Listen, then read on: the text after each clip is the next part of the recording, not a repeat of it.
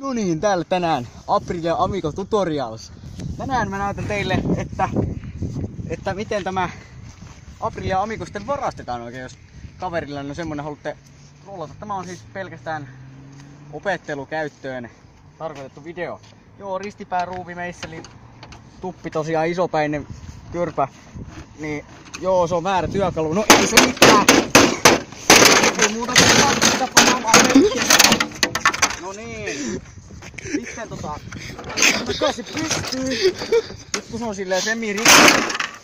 Joo. Revitään irti tästä. No niin. Sieltä kaikki sitten. Sitten heitetään katteet helvettiin.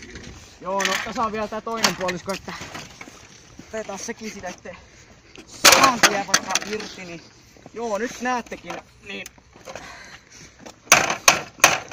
ihme ei peli. No niin, tää on sitten näitä johtoja. Jos oikein muistan, niin kun tämän ottaa pois, ja hän sieltä polkaisee sitten. Lähtee erittäin hyvin käymään! Ei muuta kuin...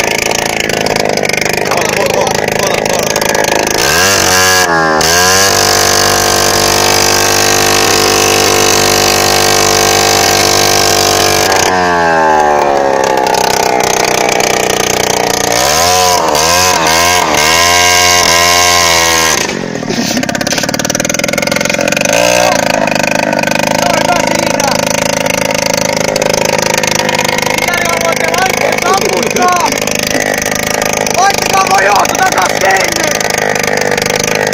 Vittu!